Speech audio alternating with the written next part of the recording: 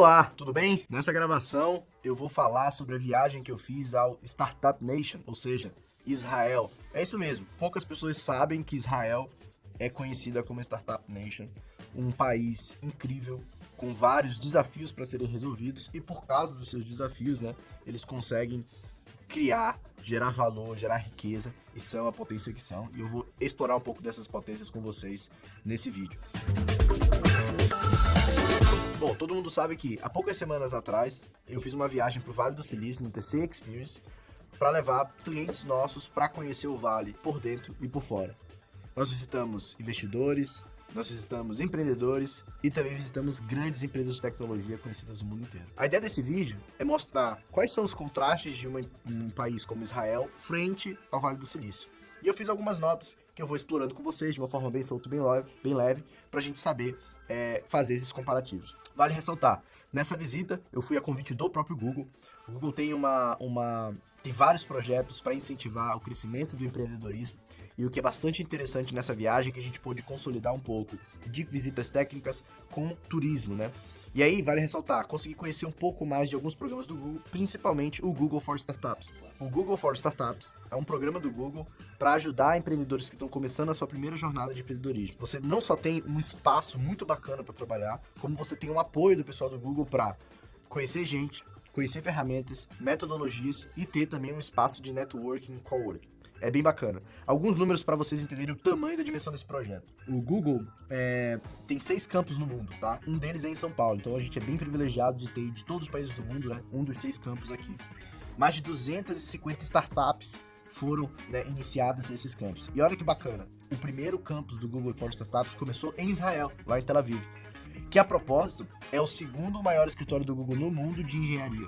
Ou seja, depois de Israel, só a Califórnia. Então, é um lugar com bastante conhecimento técnico, com muitos avanços em AI. Uma curiosidade que poucas pessoas sabem é que o Waze, esse aplicativo que no Brasil é uma sensação para direção, é uma startup, hoje é uma grande empresa, mas foi uma startup que começou dentro do Google for Startups. Então, realmente é um lugar que podem nascer conexões e projetos muito grandiosos. Bem bacana estar de olho. E eles têm alguns programas de formação para as pessoas que estão lá, que podem ou não ter a stack do Google envolvida, mas que são bem bacanas. Formação em infraestrutura, em growth, em uso de AI. Então, assim, vale muito a pena para quem não conhece, dá uma olhada no site deles. Hoje, pós-pandemia, o espaço não é mais aberto para qualquer pessoa entrar, mas até antes da pandemia, qualquer uma pessoa podia reservar um espaço para fazer um evento ou para trabalhar, mas você consegue, talvez, desenvolver uma relação aí com o Google e fazer essa recomendação para entrar no programa. Então, bem bacana conhecer um pouco mais desse programa. O cara que fundou o Google Israel pôde nos receber, trocar uma ideia, falar sobre inovação e compartilhar vários pontos de vista sobre por que ele achava que Israel tinha esse poderio inteiro para conseguir criar. Ele destacou 4 pontos que eu queria compartilhar com vocês e a gente vai fazer um paralelo com o Vale. Primeiro ponto importante, ele falou, Israel não tem nada. Israel é uma cidade no meio do deserto, uma área conflituosa, historicamente, e no tempo recente também.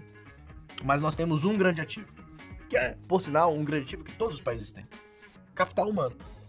Nós entendemos que o maior ativo de Israel não é o solo, não é a água, não é o céu. São as pessoas que moram aqui, são os israelenses, São as pessoas que querem criar coisas do nada, Que conseguem viver e residir no meio do deserto e gerar valor disso. Lá em Israel é obrigatório que todo mundo participe do processo de servir a força militar. E por causa disso, é gerada uma troca igualitária entre todas as pessoas. Não importa mais de onde você vem, sua família, quais os objetivos que você tem de vida, se você quer ser um pizzaiolo ou se você quer ser um programador, se você quer ser uma modelo ou se você quer ser uma capitã de treinamento de time. Você vai passar por esse processo de prestar serviço para a força militar e lá dentro você vai explorar várias habilidades e se formar em conjunto. Essa troca faz com que as pessoas, depois de servir a força militar, consigam, mesmo vindo de origens muito diferentes, criar projetos juntos, negócios juntos, relacionamentos se criem. Então a troca em Israel é muito dinâmica e essas pessoas que são muito valorosas conseguem trocar aquilo que tem de mais valioso em si. Então, uma pessoa que é muito boa com matemática vai lidar com uma pessoa que é muito boa de humanos, que vai lidar com uma pessoa que tem muito acesso a capital, que vai lidar com uma pessoa que tem muita vontade de construir e tem o método para conseguir sentar e criar. Então, perceba, que um fator comum, quando bota as pessoas no lugar para resolver problemas em comum, porque são os problemas que são propostos ali durante 3 anos para serem resolvidos, gera muito valor. E o que isso traz pra gente aqui? Isso traz pra gente que capital humano é um capital que precisa de muita atenção sempre. A gente precisa dar recurso, subsídio para as pessoas crescerem, inclusive nos nossos negócios, né? O quanto a gente está promovendo dentro dos nossos negócios as pessoas se unirem, as pessoas se unificarem, trocarem ideias, resolverem problemas de fato e resolverem juntos esses problemas com históricos diferentes. Então, essa é a primeira lição que ele deixou com a gente. A segunda lição que ele falou foi sobre assumir risco. O que ele falou sobre assumir risco? Ele falou assim, como nós vivemos aqui, e existe uma falta de recurso, muitas vezes, pra gente conseguir chegar onde a gente quer chegar, a gente precisa assumir alguns riscos. Precisa assumir o risco de que o projeto vai dar certo, mesmo que a gente não tenha todos os recursos pra experimentar. Um outro exemplo que ele falou sobre assumir riscos é o conceito do desafio. Existe um termo que eles chamam de RUSPA, que esse RUSPA é como eles sintetizam a ideia de que você tem que challenge as coisas, tem que desafiar o outro. Né? E aí, em Israel é muito famoso, né, um conceito de que quando as crianças chegam em casa da escola, né, as mães perguntam pros filhos, não como é que foram, qual a nota eles tiraram na prova. Ela pergunta pros filhos qual foi a boa pergunta que você fez hoje na aula. Isso é bem interessante, né? O conceito de que você não vai pra aula só pra ouvir, mas pra você participar ativamente do processo de ensino, pra você questionar por que aquilo é feito daquela forma. Não de forma desrespeitosa, não de forma grosseira ou de forma egocêntrica, mas desafiar aqueles conceitos ao ponto de falar assim, eu quero agregar pra essa conversa também. E se você cria uma nação que consegue desafiar os limites atuais e assumir o risco de, não, eu acho que a minha ideia tá certa, eu vou até o fim, muitas coisas também saem dali. Muitas grandes ideias morreram porque não saíram da prancheta. E essa é uma segunda lição grande que eu aprendi em Israel, né? Mesmo sem a ausência de recursos, faz com que você precise assumir mais riscos, né? E seja mais criativo também na execução das ideias. Uma terceira característica que eu já tinha ouvido falar sobre Israel, e que no Brasil nós somos muito vítimas dessa característica, é o mercado pequeno. Perceba, Israel tem menos de 10 milhões de habitantes. O país tem menos de 10 milhões de habitantes. Tem noção disso? O Brasil tem uma extensão habitacional e territorial gigantesca. Somos ricos em vários tipos de minério, ricos em vários tipos de formatos diferentes para exploração territorial. Então, assim, em Israel as pessoas são formadas desde a concepção dessas ideias a olhar para o mercado global e, portanto, produzem ao nível de excelência do mercado global para terem competitividade. Agora vamos olhar para o Brasil. Quantas empresas nascem no Brasil com a necessidade, não é com a vontade, com a necessidade de já irem preparadas para o mercado global? Eu conheço pouquíssimas, conto nos dedos de uma mão só. E olha que eu falo com muitos empreendedores. A verdade é que em muitas rodas de VC, o que se fala é, o Brasil é grande pra caramba, vamos conquistar o Brasil primeiro e depois a gente vai se preocupar com a internacionalização. Mas o fato é, amigos, que quando ele, né, como nação, né, ela como nação, cria negócios pra fora, ela traz pra dentro da construção do projeto vários conceitos que são ignorados hoje. Hoje, quando a gente cria uma empresa só para o Brasil, a gente cria uma empresa que funciona na nossa legislação, com o nosso linguajar, com o nosso jeito de comunicar.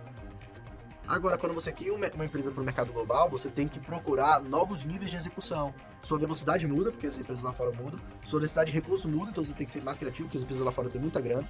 Né? Lembra do Vale? O lugar com mais investimentos de VC do mundo. Né? Tá lá. O segundo lugar perde, assim, por vezes, como segundo lugar com mais recursos. Então, como é que eu vou competir com essa empresa tendo a quantidade de recursos que tem? Preciso ser criativo, né? Então, essa característica do mercado pequeno faz com que as pessoas sejam empurradas a olhar para fora e se balizar com o exterior. Inclusive, né, muito comum as pessoas falarem inglês lá, por vários motivos, mas esse é um dos motivos também. Eu peguei alguns números para vocês terem noção disso que eu tô falando, dessas 3 características que eu falei aqui. População, como eu tinha dito, né, menos de 10 milhões, mais exatamente 9,39 milhões de habitantes. Pra vocês terem noção, Manaus, que é a terra de onde eu vim, tem 2 milhões mais ou menos, um pouco mais, e o Amazonas inteiro, 4 milhões. O Amazonas inteiro. Ou seja, um estado nosso é quase a metade de um país inteiro. A força de trabalho lá, desses 9,4 milhões de habitantes, é de 4,13 milhões. Desses 4,13, 9,3% desses 4,13 pertence ao mercado de high-tech. Ou seja, né, quase 10% desses 4,3 milhões. Também uma população reduzida, né, focada em high-tech. O país tem 21 quilômetros quadrados. 21 quilômetros quadrados. Dito isso, compara esses números agora e faz um contraste com o Brasil. Né? Olha a quantidade de geração de riqueza, né, entre países. Eles estão entre o 19º, né, no per capita de produção, né, como se fosse o PIB deles, né, o GDP, estão em 19º no mundo. Então é muito interessante ver a quantidade de geração de riqueza, né, por pessoa numa região de novo, com muita escassez de recursos. Então, essas são 3 características, mas tem uma quarta, e essa quarta ela é semelhante com o que a gente viu no Vale. O que é essa quarta característica? A quarta característica tem a ver com compartilhar conhecimento. Lembra que eu falei de serviço militar, de botar as pessoas juntas ali, independentemente de sua origem, para falar sobre ideias, resolver problemas juntos? Quando a gente estava no Vale, eles falavam muito sobre isso também. Que lá você conseguia ter acesso a networking, pedir ajuda, fazer movimentações, falar com gente, ter acesso a algumas salas através dessa rede de contato, dessas conversas. Então, é uma característica muito semelhante aí, presente, né? E fácil de replicar, né? É fácil você replicar a ideia de ser acessível, falar com as pessoas e trocar ideias, né? Então, um capítulo bem interessante esse começo para pegar algumas características relacionadas ao que faz, né? Qual é a química de Israel ali, para eles serem o que eles são. Ainda em Israel, eu tive a oportunidade de conversar com o general Gavish. Foi o general que criou, né, junto com a sua equipe, liderou esse projeto que chama Iron Dome. O que é o Iron Dome? É um sistema de defesa de Israel, né? Eles, a cada 18 meses, mais ou menos, são atingidos com chuvas de mísseis. Como eu falei, é uma área conflituosa. E eles precisavam se defender desses mísseis. Então o general Gavish compartilhou a trajetória dele para criar esse sistema de autodefesa. E ao longo da sua fala, ele compartilhou coisas bem interessantes com a gente, que eu quero compartilhar com vocês, que são coisas que podem ser usadas no nosso dia a dia. O primeiro conceito que ele fez foi voltar para aquele tópico de que ele só conseguiu fazer esse projeto acontecer dentro do sistema de defesa porque ele tinha as melhores cabeças lá. Bem interessante, né? De novo, o sistema de defesa que é um dos melhores do mundo, é um destaque, é um case. Eles compravam, inclusive, um sistema de defesa americano anterior e trocaram pelo deles por causa de algumas características que eu vou já explorar. Então, quando eles foram montar o Iron Dome, eles tinham alguns desafios. Tinha que ser rápido, porque eles não sabiam quando o próximo ataque viria. Tinha um recurso limitado, porque como vocês sabem, né, a gente precisa ter budget para as coisas. E eles precisavam fazer tudo isso em segredo. Eles não podiam chegar para países externos, falar que queriam comprar equipamentos para montar um sistema de defesa novo, porque claramente o projeto, né, morria. Então todos esses são desafios que eles enfrentaram. E aí, eu acho que alguns pontos importantes que ele falou aqui foi sobre a definição de sucesso. Nós vamos criar o Iron Dome, mas por que o projeto americano não nos atende? O projeto americano, não, na percepção das pessoas que forneceram o sistema americano, o projeto atendia. Mas eu vou explicar por quê. Qual era a missão do projeto? Eu preciso defender o território de Israel. Legal. Então, o que eles faziam? Jogavam um sistema de difusão que desviava o míssil para fora de Israel. Só que ele caía no território vizinho. Para os generais que venderam o equipamento, assim, não. Israel, que era a nossa missão de defesa, foi defendida com sucesso. Portanto, o projeto teve sucesso na sua execução. Mas para o general Gavish, né, e o exército de Israel, isso não poderia ser considerado como uma definição de sucesso. A definição de sucesso é que nenhuma pessoa, né, seria impactada com aquele míssil.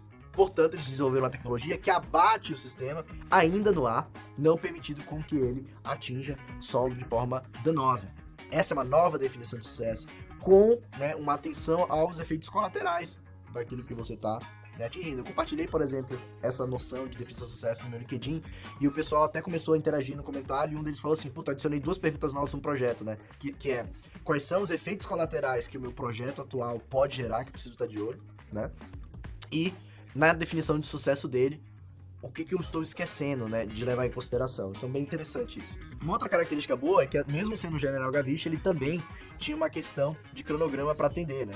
Então, o projeto, ele começou a ir pro ar antes do general Gavish ter todas as informações e coisas que ele tinha, antes de ter todas as provas de que o sistema funcionava. Obviamente, em todos os testes, as porcentagens eram muito altas, mas, de novo, lembra? Enquanto o projeto não saísse, a cidade estava sendo atacada. Pra vocês terem uma noção, né, ainda durante o processo, né, no começo disso, Israel levava cerca de 4 mil, né, recebia 4 mil mísseis por mês, tá? Por mês. Depois, passado algum tempo, eles estavam recebendo 4.500 mísseis, mas não mais por mês, a cada 10 dias. Então, assim, vejam que é um relógio, né, contando, então ele não pode despender de todo o tempo do mundo, pode estar tudo... Mesmo uma porcentagem de acerto menor pode salvar muitas vidas. Então o general Gavish teve que trabalhar contra o tempo. Ele teve 6 meses para fazer um proof of concept, né? E aí que no final virou 1 mês. Então ele teve que diminuir para 1 mês o período de teste que ele ia fazer, colocar o projeto no ar.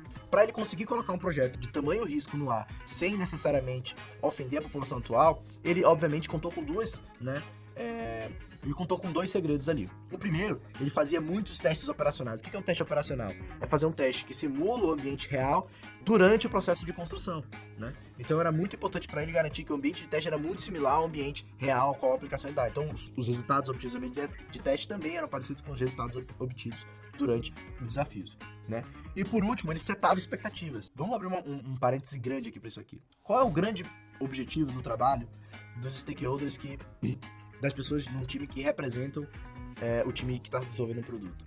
É fazer a interface com o mundo exterior, com os stakeholders, com o cliente interno, com o cliente externo.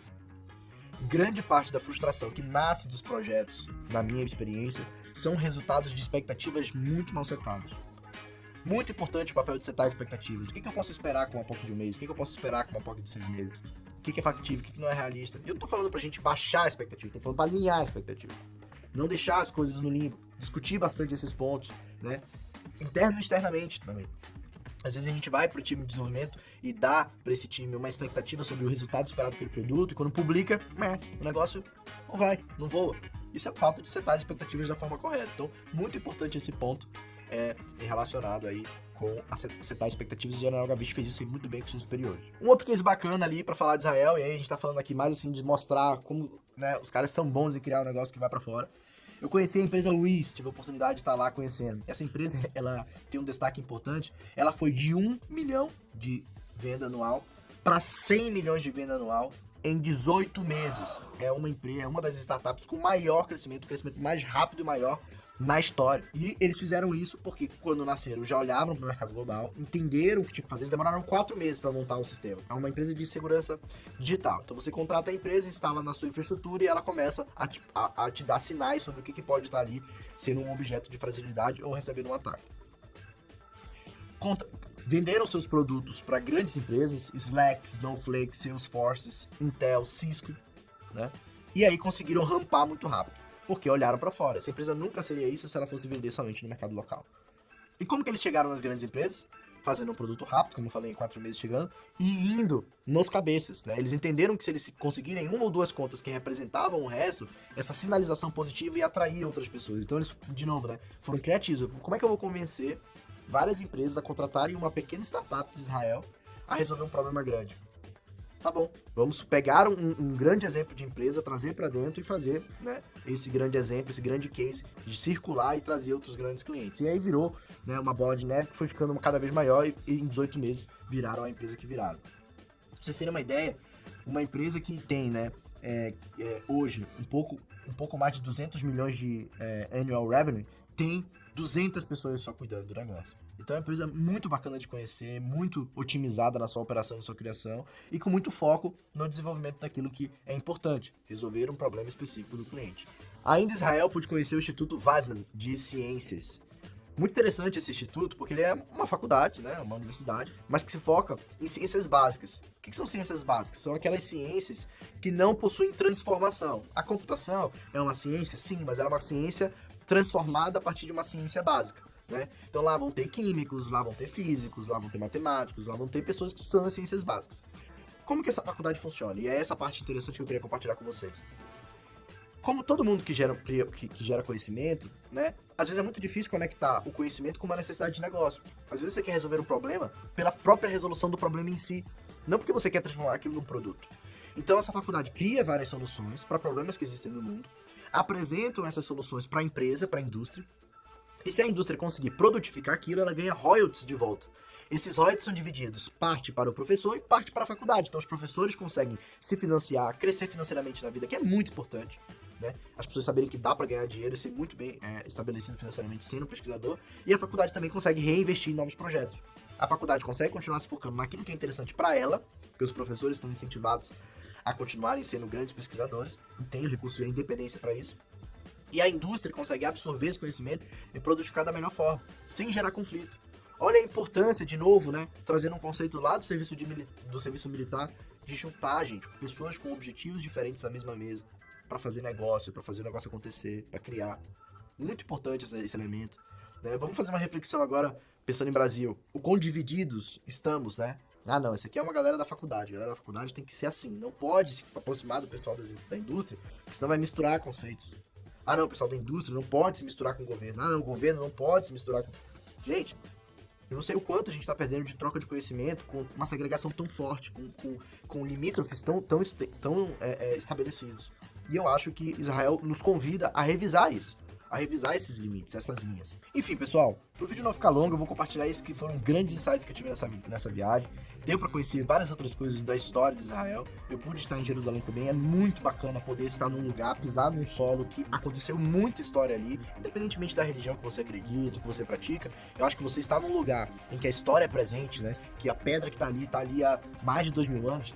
Cara, é uma sensação diferente. Então, convido a todos vocês que não conhecem Israel, conhecer um pouco mais de Israel, dessa cultura tecnológica. Tem 2 livros bem interessantes para recomendar para vocês. Um se chama Startup Nation, que é o que já falei aqui sobre como se chama Israel, né, o apelido carinhoso de Israel. E o outro se chama Chutzpah. Eu vou pegar os 2 livros e vou botar aqui no link do vídeo, né, para vocês poderem saber quais livros são. São livros que vão falar para vocês melhor de lá.